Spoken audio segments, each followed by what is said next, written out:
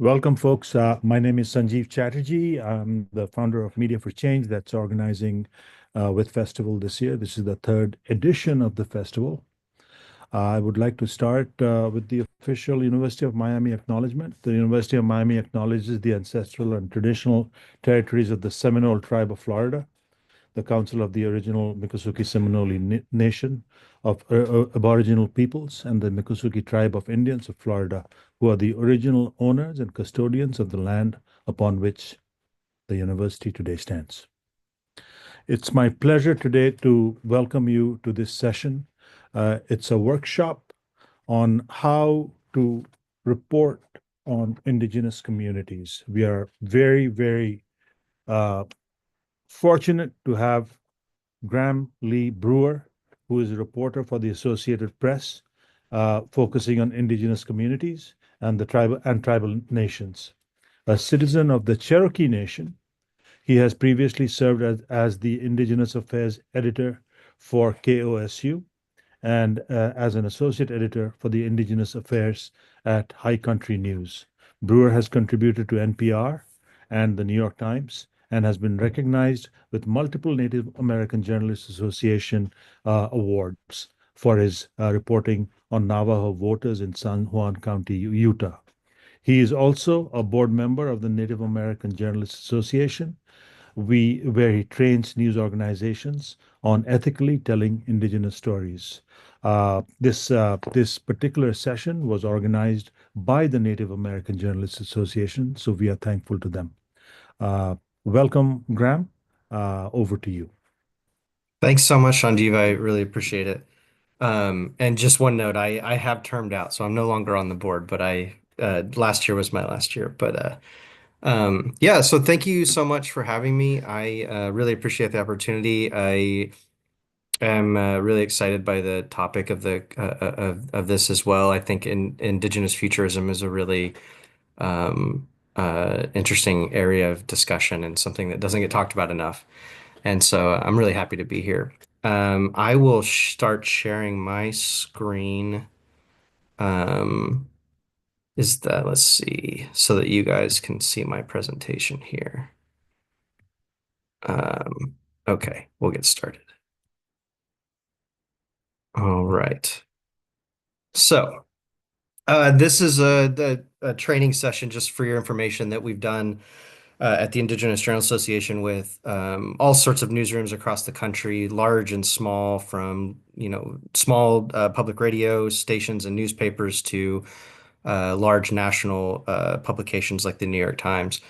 And and it's something that has changed a lot over time, and a lot of different Native journalists have contributed to over the years. And so, and I'll of course acknowledge some of that work as I go along. Um, I kind of wanted to start with just a basic primer of kind of what we're talking about when we talk about Indigenous journalism. Indigenous journalism is reporting that serves Indigenous self-determination and sovereignty rather than American democracy. So, just a caveat that it's not anti-democratic. It's more of a check on a check. So, we in the American press consider ourselves a check on the United States government, and Indigenous journalism sometimes, unfortunately, has to act on a check on broader American and Western journalism as well. Western journalists, we often refer to ourselves as the Fourth Estate, which is a reference to our kind of unique political relationship with the United States Constitution, then its First Amendment in particular. But Indigenous journalists descend from a different political and, of course, cultural tradition and fulfill a different role in Indigenous societies. So tribal nations don't, trace their existence to the founding of the United States. They engage with the federal government on a government to government basis. And so Indigenous journalism kind of follows the same code of ethics as Western journalism, but due to its perspective, illustrates how settler colonialism, including some of those very same democratic institutions, the United States, the press aligns itself with, kind of shape our world, and in some cases violates the rights of Indigenous people. Western journalism, by contrast, has a history of making settler colonialism possible by rendering it invisible. And so you have to have, you don't have to be Indigenous to do Indigenous journalism. And not everything that an Indigenous journalist does falls neatly into this category.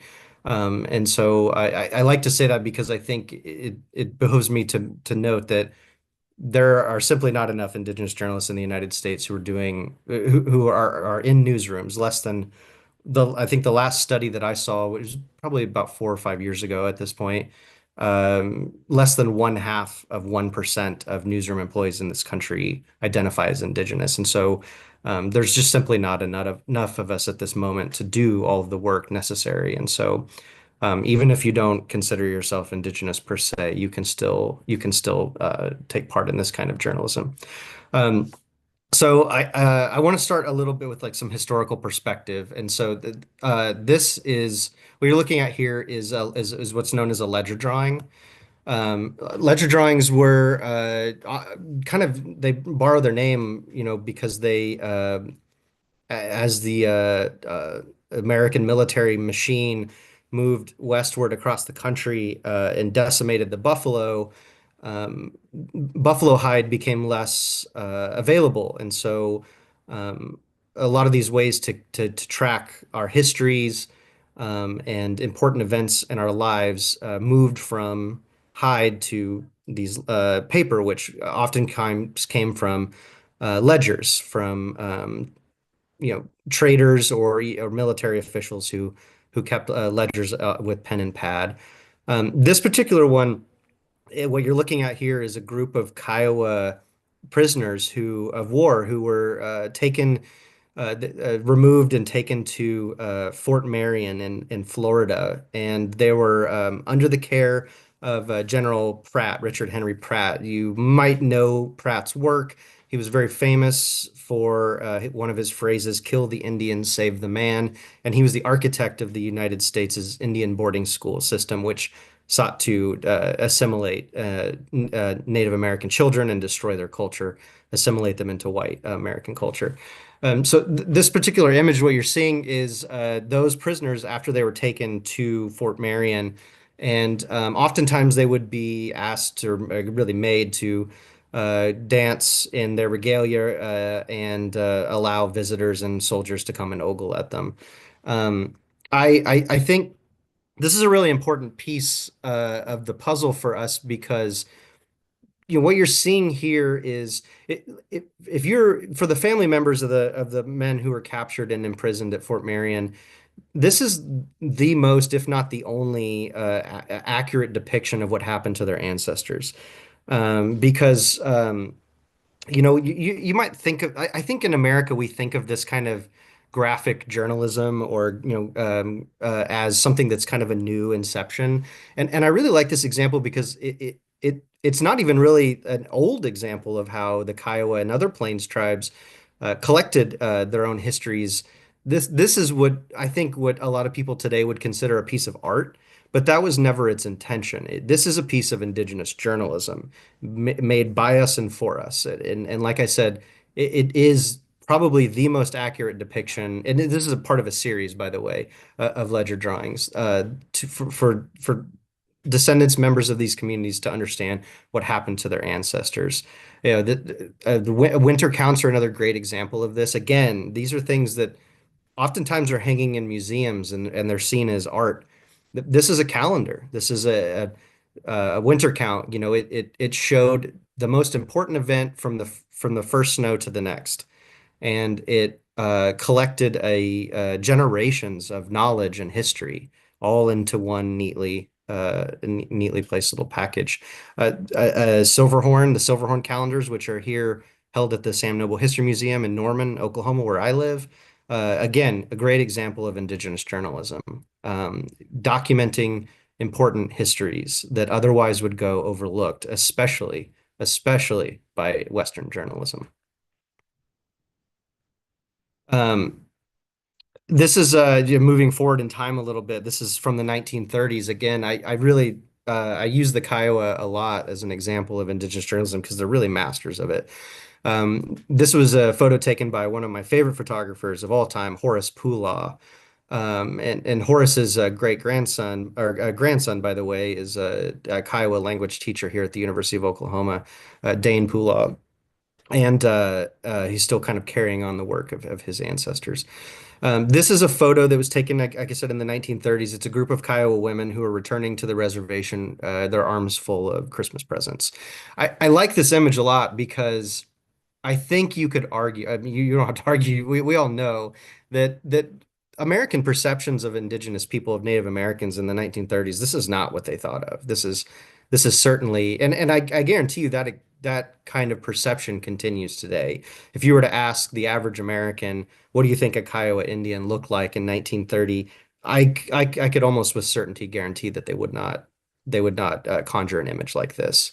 But Horace was doing this kind of work at a time when it was really, really important. Um, this is really Indigenous journalism at its finest. This is again by us and for us. Um, and gonna kind of move back in time a little bit, back to the turn of the century, just to kind of give you some contrast, a little bit of context here. This is Edward Curtis. So Edward Curtis became very, very famous at the turn of the century for his depictions of indigenous people. He went all over the Southwest in particular, and he had Native people kind of pose for these images.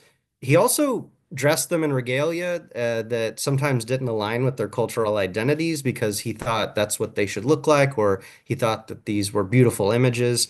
And he really, really had a profound impact on on America's perceptions of indigenous people, not just what we look like, but who we are, what we're capable of. And he caused a lot of harm because he really relegated us as these relics of the past. This image in particular, I have side by side. You can see on the left is the image that Curtis eventually published, and on the right is the original. And one thing that you will notice, a very key difference, is that he removed the clock that is between these two men, because that is a modern day tool, right? And these can't be modern people because they're Native American. They have to be antiquated. And so again, this is like a just like a John Ford Western. It really shaped people's perceptions of what indigenous people were even capable of. And I think that kind of framing can have a real harmful impact, and that legacy is still very, very, very strong today. I showed you that ledger drawing at the very beginning from 1875. This is an image from just the following year, 1876, and I'm sure to some of you it's a very fam that it's a familiar image, maybe not the specific one, but you might recognize this as General Custer, of course, who was famous for the Battle of Little Bighorn, where he met his end, and led the military charge to massacre Cheyenne people. I really like the fact that this image was made just a year after the ledger drawing that I showed you at the very beginning, because I think it really puts into perspective very clearly the difference between what Western journalism was trying to accomplish and what Indigenous journalism is trying to accomplish. Custer, by all means, I think by today's standards would be considered a war criminal, right? Like he massacred people. He helped lead the charge of genocide, and but this image that was created by W.M. Carey for Sunday evening newspapers at the time was really kind of, I think, very symbolic of what Western journalism was trying to do. It was trying to sell the lie that in the destruction of indigenous peoples, their cultures, and the theft of their homelands were the necessary sacrifices for American progress. And so I think that if you just compare those two images together, you can see that quite starkly the difference between Indigenous journalism and Western journalism. I like this image too. This is from the Library of Congress here in the United States. Um, a lot of times when I'm giving this presentation to newsrooms in particular, I like to ask people if anyone can guess who this is. And I offer to buy them a beer or a drink afterwards if they can correctly guess it. It's only happened one time. Um, but this is the oldest image known to have been taken, the oldest photograph known to have been taken in what is currently Oklahoma, where I live. This is a photo of Chief John Ross. He was the chief of the Cherokee Nation of my tribe, and he's the one who led our people on the Trail of Tears, which was a devastating act of genocide that killed a quarter of our tribe. Um, I like this image a lot because, again, just like that Horace Pula image, I think it really challenges your people's misperceptions of who Indigenous people are and were. John Ross was a scholar. He was a diplomat. He lobbied uh, president. He lobbied members of Congress in the halls of Congress to try to stop the removal, the forced removal of our people. And again, I think if you asked people today, even, what do you think the chief of the Cherokee Nation looked like on the Trail of Tears? They would not tell you that he was wearing a bowler hat and a vest and a suit jacket and knew his way around Washington, D.C., just like any other politician. Um, and just kind of getting back to I would kind of want to put a fine point on this like concept of American journalism. I think, I've kind of defined Indigenous journalism in a way as this like those ledger drawings, the winter count, the Silverhorn calendars. But I also like to point out that we, the Cherokee people, we have been doing newspaper journalism longer than some of the most storied institutions here in the United States too. And so newspaper journalism is also a part of Indigenous journalism's history. This is the Cherokee Phoenix, and actually today is the 197th anniversary of this first printing of the Cherokee Phoenix. So it's really good timing that we're here today gathered to talk about this. The Cherokee Phoenix was created in what is currently known as Georgia. At the time, it was New Echota, the capital of the Cherokee Nation. And it was a way not just to pass news from tribal citizens or to tribal citizens about what was happening. It was also a way to kind of show the outside world our humanity, our the fact that we could read and write and had a court system, and we're humans who deserve basic dignity and respect. Oh, sorry, I didn't mean to go back so quickly. Um, and I think, that the paper, by the way, was printed in both Cherokee and English, and it still is today. And it's still an important part of the Cherokee Nation and the way that we still pass along news. Um, and I think, you could say that this is an old, but very sophisticated form of the land back concept, right? Like this paper was part of its mission was to protect our homelands, to allow us to stay on them, to remain in the place that we had called home since time immemorial. And it's a really, I think, really important part of our history. Um, I really like focusing on the masthead of the Phoenix. It's changed a little bit over the years. The modern iteration of it doesn't say the word protection outright. It says Cherokee Phoenix using our syllabary. But I'm really thankful that the word protection was on the original paper because it really gets to the point that I was making earlier that this what this form of journalism was a means for protection, not just trying to protect our people, but to protect our stories. And I'll explain why that's an important concept. So in Indigenous communities, stories aren't just stories, they are resources. I think it's important to remember that, American laws, and even in my parents' lifetime, um, were often restricted the way that we could speak about our own histories, tell our own stories. Before the 1978 Religious Freedom Act that protected these kinds of stories, signed under President Carter, it was essentially illegal to be telling these histories, and depending on the setting.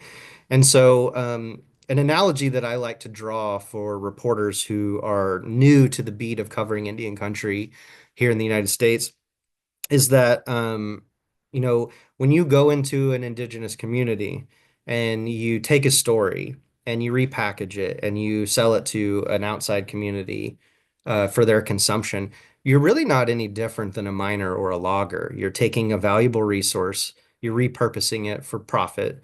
And insert and if you're not being true to that story, you're doing real harm, just like a miner or logger could do with over harvesting.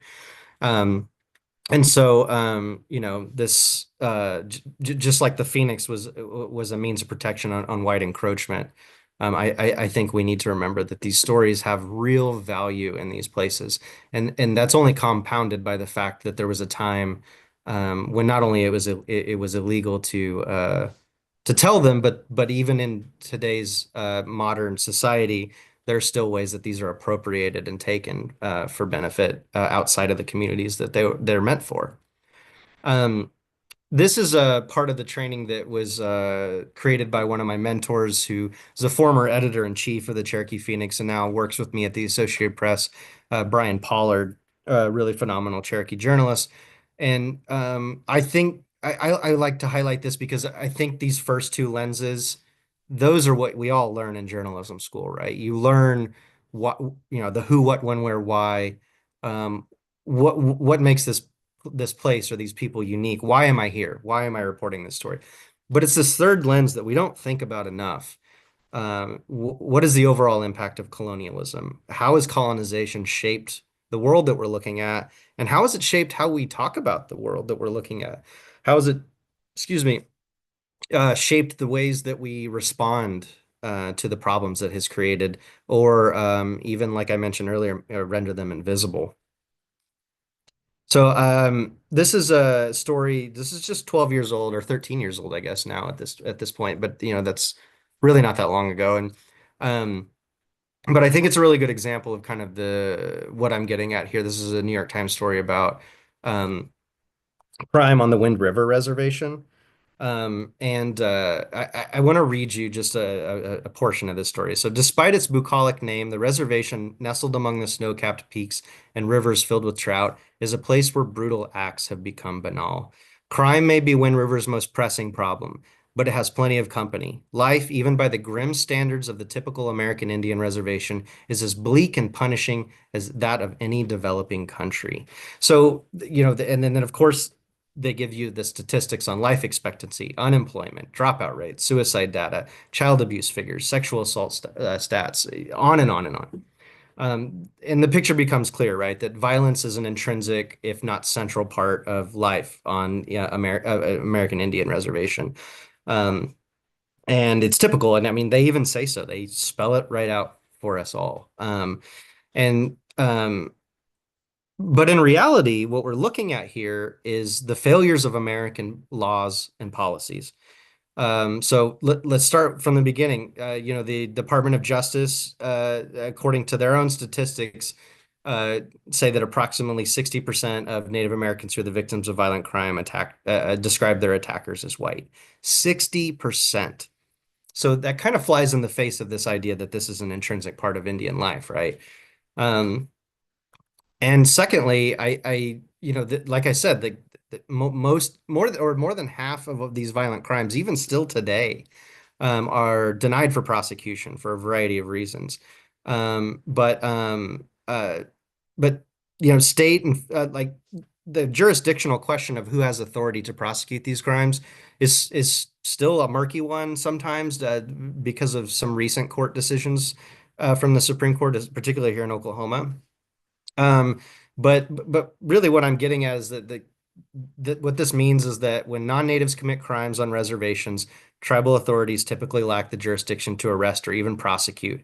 The Oliphant decision is one of the Supreme Court decisions I mentioned, which led to this problem in 1978. Since then, Congress has hardly made any real effort to address the issue. And I mean, if you look at the Violence Against Women Act and how that is often used as a political football, I think this just reinforces the point. So, kind of what this says is that, when it comes to the American justice system, um, Indian country isn't really important. Solving these problems isn't important. But you get a very different perspective when you go back to that New York Times story. The difficulties among the Wind River's population of about 14,000 have become so daunting that many here believe on the reservation that shared by the Northern Arapaho and Eastern Shoshone tribes is haunted, the ghosts of innocents killed in an 1864 massacre. So, I think another explanation could be the glaring security issues in Indian country, as there are, which are the result of Supreme Court decisions and congressional acts that strip tribes of any ability to protect their own territories and provide predators with areas to exploit. So, I think non-native readers are really primed for this kind of bias analysis, and you know, this kind of reporting is reflective of more widespread misconceptions. I mentioned earlier that Western journalism has often rendered colonialism invisible. This happens in statistics like police data, which we now understand is a large part of the missing and murdered Indigenous peoples epidemic. Because if you can't identify the scope of the problem, then you can't adequately address it.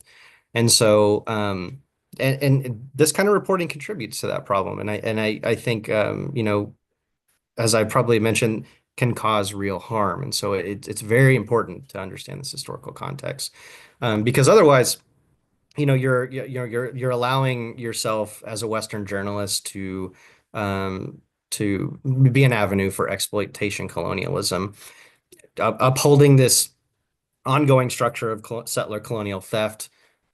Quote unquote ghosts can minimize the impact that genocide and colonialism have had on our communities, and find a multitude of ways to place the blame directly back on those communities that have been affected by American policy. It absolves the American reader of their guilt. Um, and so, if you want to build good relationships as a reporter in these communities, you have to understand this history and be willing to acknowledge it and act on it as a reporter. Um, I really like this example too. I know I pick on the New York Times a lot. This is and as Sanjeev mentioned, this is a newspaper that I have written for myself. And I don't just say these things outside of rooms that the New York Times are not in. I tell them this directly, that I have over time taken issue with the way they frame things. But this isn't particularly like an Indian country example, but I really like what this kind of framing illustrates. Tourists dressed in replica Red Army costumes raise their right fists and pledge their allegiance to the Chinese Communist Party. This is red tourism in China, where people flock to historical sites to absorb a sanitized version of the party's history. What do you think Mount Rushmore is? How many times do you think someone who considers themselves a real American patriot has gone to Mount Rushmore and saluted it and said the Pledge of Allegiance?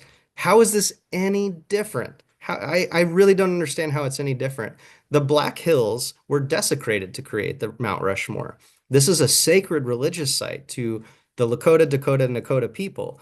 And by the way, it's a site that the U.S. Supreme Court even agrees was taken illegally. There is a growing bank account since the 1980s Supreme Court decision that says that those tribes are owed because of that theft, but they refuse to take because they do not cede this territory. So I think this is part of this kind of you know American reluctance to have a real honest conversation about our own history and the impacts of it today. And that's where we as journalists have a real responsibility, a duty to these communities and to the truth, to talk about them in honest ways. And so, I find that contrast really funny with between these two things. It's almost comical. And I want to talk a little bit about kind of these modern iterations that I've mentioned too, of how this kind of journalism can have some impact. So there are a lot of false narratives keep manifesting themselves, like kind of like this is all new, and this has never happened before kind of angle. But as if these voices haven't been present since 1492. Um, y'all are probably very familiar with the Dakota Access Pipeline story, or Standing Rock. But yeah, Indians on horsebacks, Indian prophecies, an evil corporation. It's kind of a revisionist history in a way, if that's the way you want to do it. But what you might not know is that this story began more than a year before the protests really erupted and became national news headlines, because government agencies failed to follow the law, and there was a breakdown in conversations between the tribe and the federal government. Um, Reporting this kind of story that requires thumbing through reports, letters, and memos between government agencies and tribes, can really be easily done. It's the kind of work that any enterprising news organization committed to the principles of ethical journalism, public enlightenment, justice, democracy, et cetera, could easily do if they had the desire to. But the story wasn't really valuable at the time to non-native outlets. The story really only became valuable uh, when the protests erupted, and that's only because it became violent. There were dog attacks. Authorities shot protesters with rubber bullets, turned water hoses on them in freezing temperatures. You know, and I bring this up because news organizations, they had 2 years to report that story before, but after ignoring Standing Rock for all that time, it kind of exploded, and I think a lot of those same outlets thought, well, we hit gold here. Now it's sexy, right? Like now it's interesting, now it's entertaining. You know, I think for most Americans, Indian people live in their imaginations.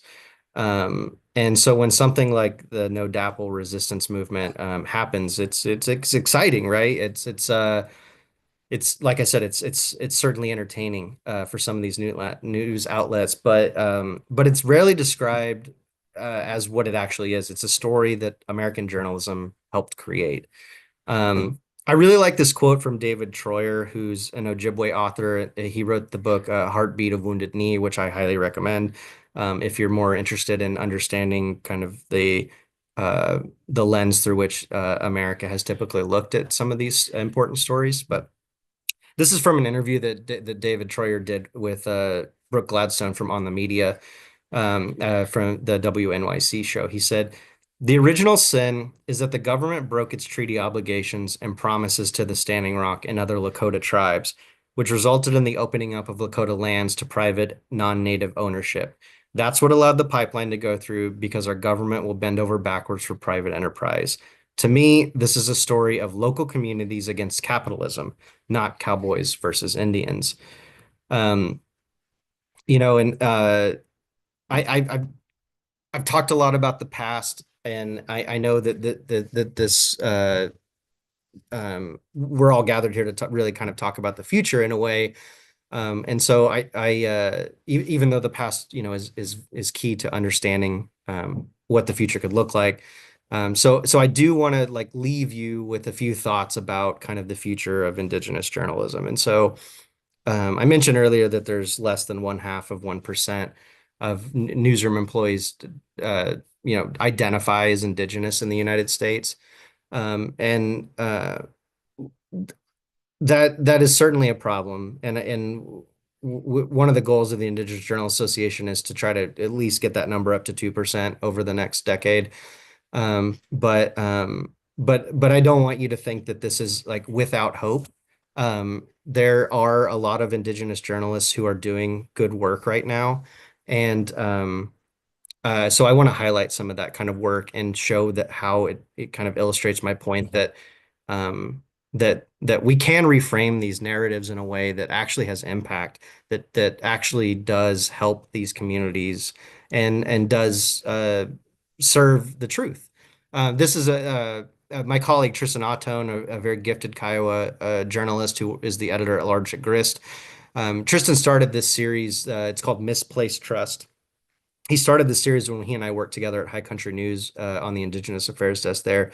And what Tristan has done is he's basically shown the receipts. He's taken all of the data and that is available that shows how the Morrill Act, which was signed by President Lincoln, Abraham Lincoln, led to the creation of the land grant university system.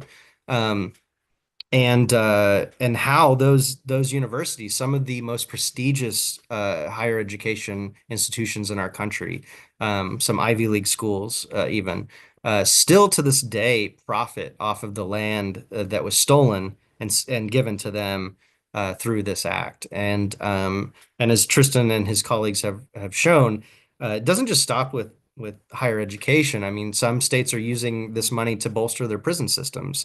And all like he says there, K through 12 schools, hospitals, all sorts of places. And so um, there's a lot of focus in the press about the ways in which certainly recently with the new highlights on the Indian boarding school era. The press really loves to talk about the past and how the boarding school era decimated our communities, but it really wants to take a look at how those systems continue today and how the American public sometimes even benefits from them. And so this is a really great example of Indigenous journalism. It is rooted in the same ethical standards of Western journalism, but it gets at a very important element of Indigenous societies, which is not only the reverence for our homelands, but the protection of them and who is allowed to have access to them. Just a real quick aside, I think another really good example of this that we see a lot today is the way that the Western journalists talk about the green economy. Um, excuse me. This, which of course, I mean, we is just like one tool in our fight against climate change. But in Indian country, the green economy is seen through a much different lens. It's often referred to as green colonialism. I'll give you an example, like carbon credits are a great example. And this isn't just exclusive to the United States. This is happening in places like Bolivia, for instance, where, you know, these large international organizations are taking over land to protect them at the cost of restricting indigenous people from having access to them, access that they've had, like again, since time immemorial. And so, I think if you're a journalist and you're saying, let's say that somebody wanted to build a solar farm, and they decided that they're going to build it over the gravesite of your community. I think a Western way of looking at that would be, well, indigenous activism is stalling this solar project, rather than looking at it through an indigenous perspective, which is that this company wants to build on top of your graveyards, over the graves of your ancestors, even though it's probably not that community's fault that we're feeling the ravages of climate change, and it's not their responsibility to save us all from it.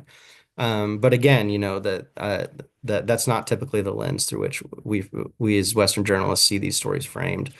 And then this is a project that I was very lucky to work on with ProPublica. Before I worked at the Associated Press, I worked at NBC News where I covered Indian country. And again, a lot of people like to focus on the past and the ways in which the United States has harmed indigenous people. And of course, we certainly did that with this piece.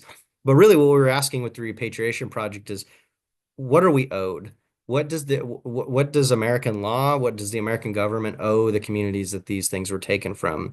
So if you're not familiar with the Native American Graves Protection and Repatriation Act, it's the American law that requires that the remains and funerary objects that were dug up from Native American graves and for centuries and put into museums, that they be returned, that they be repatriated to those communities. Um, and what we found is that some of the most well-regarded, quote unquote, progressive institutions were some of the largest violators of the law, and that the law really didn't have any teeth. There was really no way for these tribes, for these communities, for these descendants to, there's really no means of redress. They really didn't have a lot of options for them. So we focused a lot on places like Harvard and the University of Berkeley, California. Again, these places that really like to tout themselves as very progressive, liberal institutions, but were hiding a really dark history and hoarding just tens of thousands of human remains and refusing in many cases to give them back. Um, since this reporting came out, the year after this project was launched, was the largest amount of repatriations in American history happened, because we really shined a spotlight on this problem that had been this human rights violation, by the way, that had been festering for generations. And that even though the law was over 30 years old at that point, had done little to address. Um, And then again, I'd just like to point to the work of this is an old slide. I probably should replace it from we recently changed our name from the Native American Journal Association to the Indigenous Journal Association to be more inclusive. And but there are tons of resources on the IJA's website to help people understand the terms that we're dealing with, the frameworks that I've discussed in this training and other things. And then also I just want to leave you with the fact that there are dozens, hundreds of Native American outlets across the country that are really doing great work. Muskoka Media down there in the bottom corner, I mean, they just the other day released an unexhaustive list, a non-exhaustive list of all the federal agencies, grants, contracts, funding mechanisms that will be impacted by the Trump administration's freeze on federal funding. I have not seen that done anywhere else, and that's from a small tribal newspaper in southeastern Oklahoma. So to their credit and others, there is no shortage of really, really phenomenal Indigenous journalists doing Indigenous journalism, the real work that has impact all across the country. And so, getting back to that point about the future, I think like these strengthening organizations like this, these bolstering their work, sharing it, supporting it, like that's what the future of Indigenous journalism looks like. Um, so I'll stop sharing my screen now, and I'm not sure how much time we have left for questions, but I'm happy to take any if there's any. I'm going to give access to every participant now, so you can start your camera, you can speak. Yeah.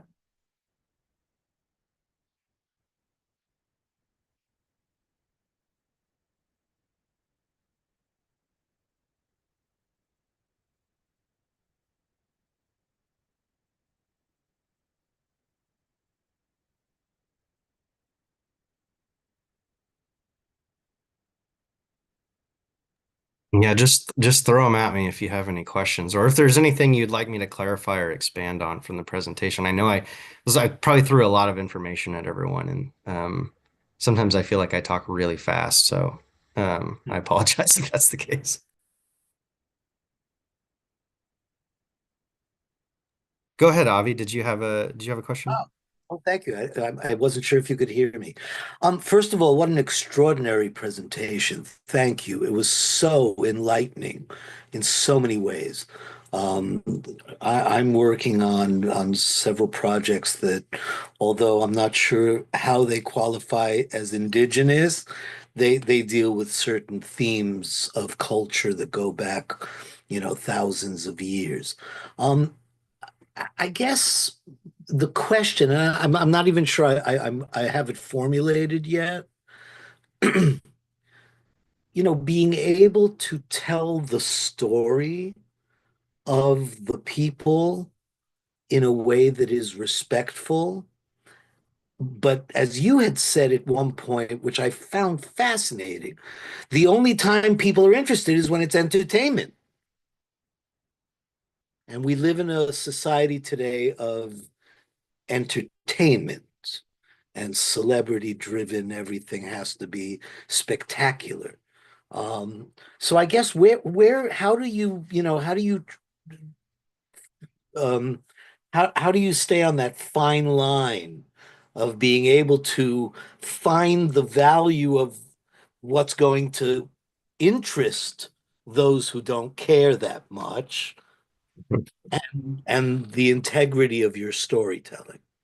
No, I think that's a good question, and I don't know if this quite answers it, but I what it made me think of is that I remember when uh, Tristan and me and it's a handful of other Native journalists when we first kind of built the Indigenous Affairs Desk at High Country News. Um, we were constantly kind of confronted with this problem of who are we talking to?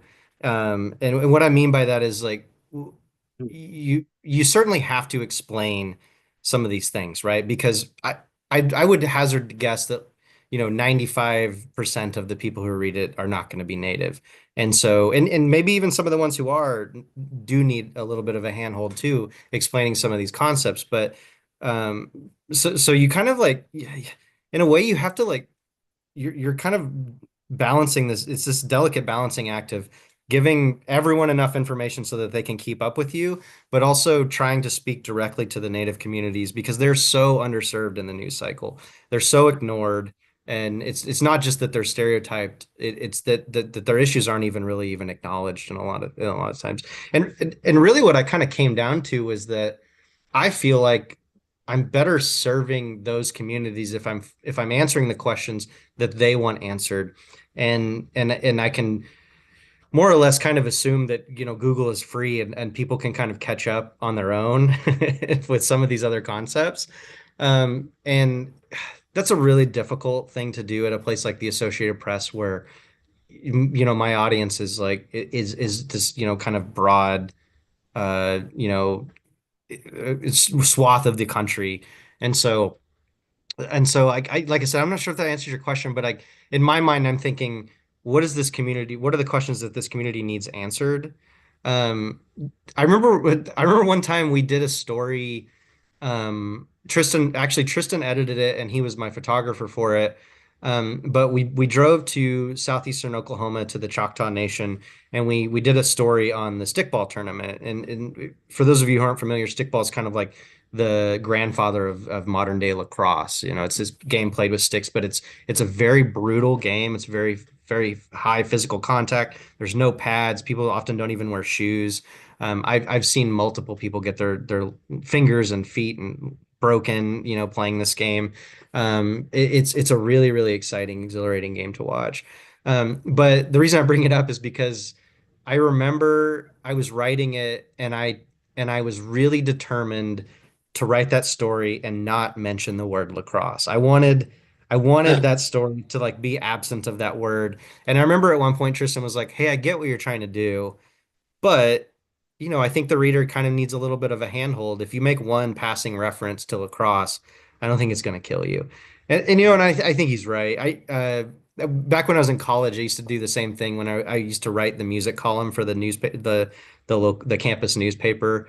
And every time a psychedelic band got attention, people always compared them to the Flaming Lips because the Flaming Lips are from Oklahoma City. And so I was always like really determined to write about these bands without mentioning the Flaming Lips. Um, and so, but I think, I kind of conceded the fact that, these worlds are kind of connected. And I think that it's important to kind of draw those through lines. And so, and you can still do it in a way that I think is respectful and ethical and kind of gives your reader a historical perspective. But kind of to get back to your question, I also think it's just really important to just be present in these communities. Like, so, I mentioned earlier that there's just not ever, or at least currently, enough Native reporters to do all the work necessary. And so Tristan and I used to be really involved in training Report for America fellows, who, are these kind of like year-long or 2-year-long fellowships for young reporters to be stationed at different newspapers and public radio stations across the country. And several of them were really interested in turning their beats into, coverage of Native communities. And and so we would kind of, often tell them that you just have to be present. You have to show up because otherwise, there's really no way other than through your reporting to show these communities that you want to write about them in a three-dimensional way that really like you want the people you're writing about to see themselves reflected in your work. And so and and and it's also just a really great way to start building that trust because Native communities have like a really high distrust of the media, and for good reason, right? Like I've mentioned in multiple ways in that presentation that it's really been an avenue to marginalize them. And so we'd say, like, you don't you go to community events, go to powwows, go to wild onion dinners, like go to celebrations, go to protests, go to tribal council meetings. Just even if you're not planning to write a story, just show up, just be present, show them that you're not just going to parachute in when something terrible happens and write about it. And we created this resource on the Indigenous Journalists Association, and it's called the Tribal Nations Media Guide. And I basically built it off of the CIA fact book, which is, like the CIA has basically like a fact book for every country. And it's like, how do they make what's their economy based on? What's the is it an arid climate, and like where's their capital and how do they pass laws? And I was like, most of these report for America fellows, like they say they want to report on this community, but when I asked them how does their legislature pass laws, how does tribal council pass laws, they couldn't tell me. And I was like, hey, if I was going to hire you to cover the Oklahoma state government, I'd expect you to know how they pass a law, right? Like, so why don't you know this about the tribe that you're covering? And so I really built that guide as a way to just kind of reiterate that this is a politics beat just as much as it is a cultural one. And so I think just kind of asking those kind of questions, it helps you get back to this concept of, well, what does this community need? If the community doesn't have a tribal newspaper, and which, by the way, most tribal newspapers don't have press freedom laws. They're run by the tribal administrations themselves. And so they kind of become ways for the tribal administration to kind of make themselves look good rather than hiring reporters who are going to be critical of them. So if those communities don't have a tribe newspaper that they can rely on, and they don't have a state newspaper that's going to paying attention to them, then that really leaves them with no options to know what's happening even within their own government. And so yeah, so I'd always encourage reporters to just like really like look in those places where reporters aren't looking and ask those kind of questions. So I hope that answered your question. But for the most part, I do have a follow-up though. Yeah, go for it. I assume that the hardest thing to do is to get the attention of the masses, right? That's what Mm, everybody.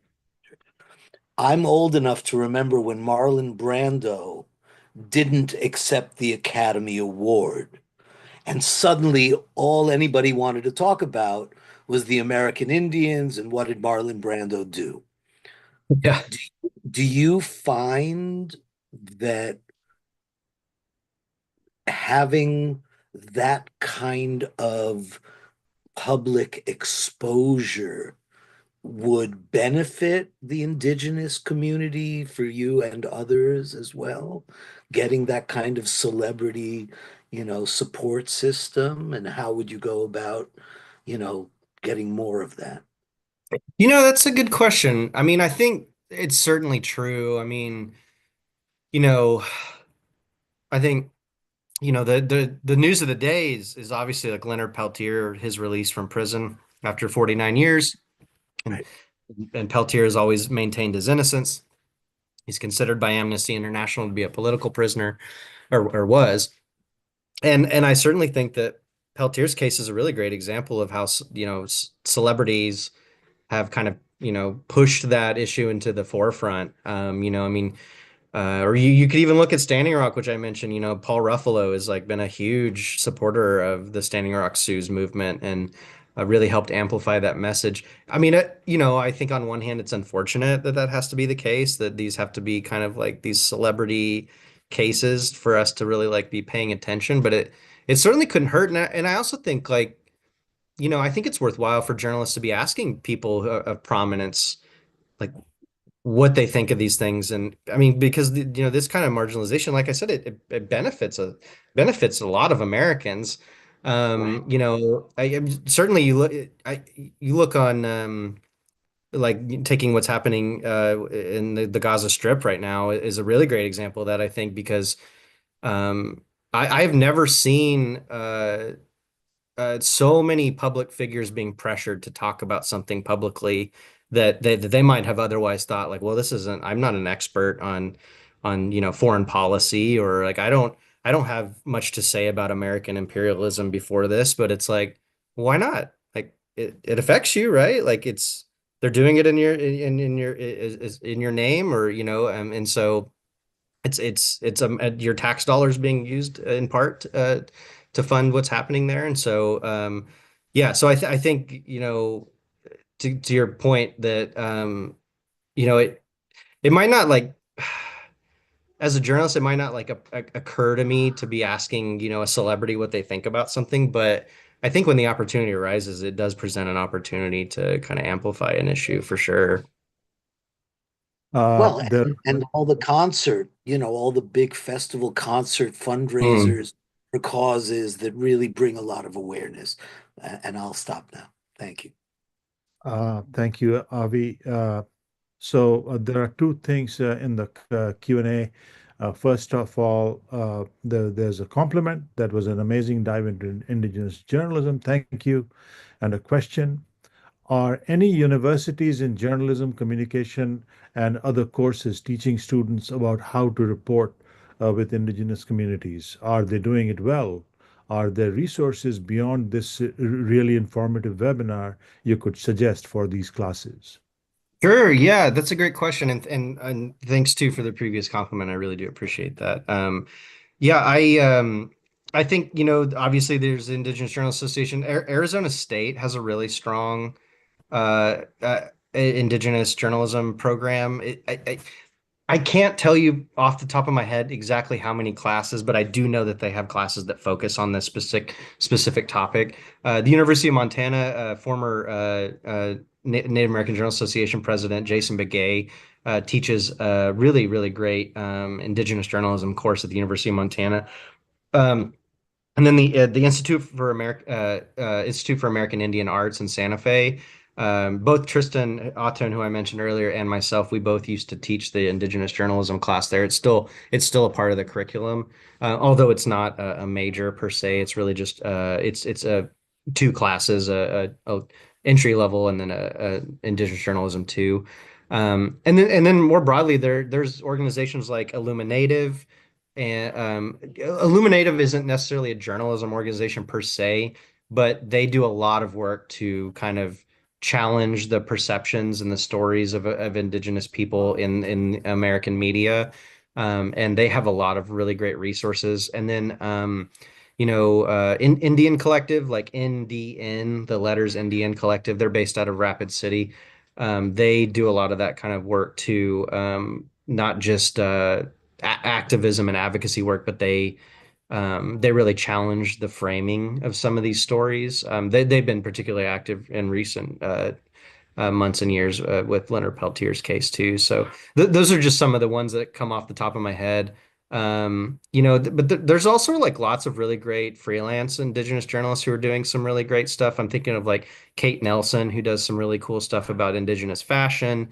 I always like to give credit to Teen Vogue. Teen Vogue has done some really incredible Indigenous journalism over the last decade. And then, there are a lot, since we started the Indigenous Affairs Desk at High Country News, there are a lot of non-native publications across the country that have built Indigenous Affairs beat, like Minnesota Public Radio.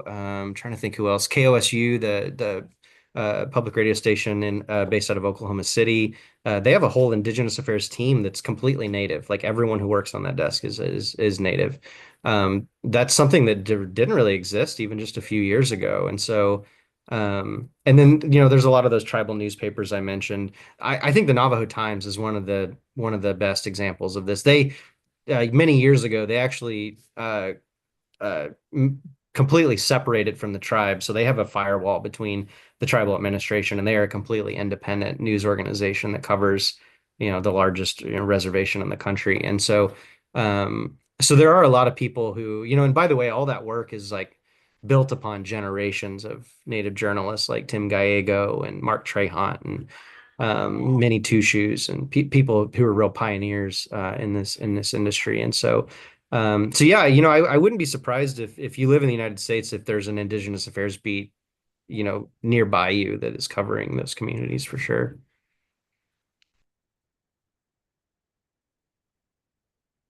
Those are great recommendations. Thank you. And hopeful examples. Thank you. That's in the Q&A. I think we have 2 minutes. If there are any additional questions, we would entertain them.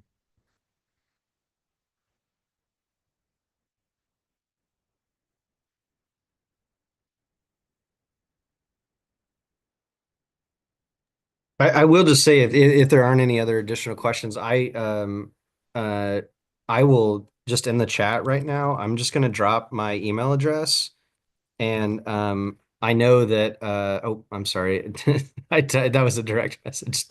My bad. But if you know, obviously the Indigenous Journal Association is a really valuable resource, and they are more than willing to work with you if you do need assistance. But I just went ahead and dropped my email address in there. I'm always happy to be a resource to you too. And if I can't answer your question, I can certainly point you to someone who can. Thank you, Graham. That's very kind of you. We are at the top of the hour for Graham. Thank you, Graham, for taking the time with this insightful end of the day for us. Thank you to all the attendees. Thanks for being here. You can refer the YouTube recording of this to people, and you'll receive a link to that so that people can benefit from this workshop as we move forward. Once again, many thanks, Graham. I hope to be in touch, and thanks for working with us. Thank you. Thanks for having me.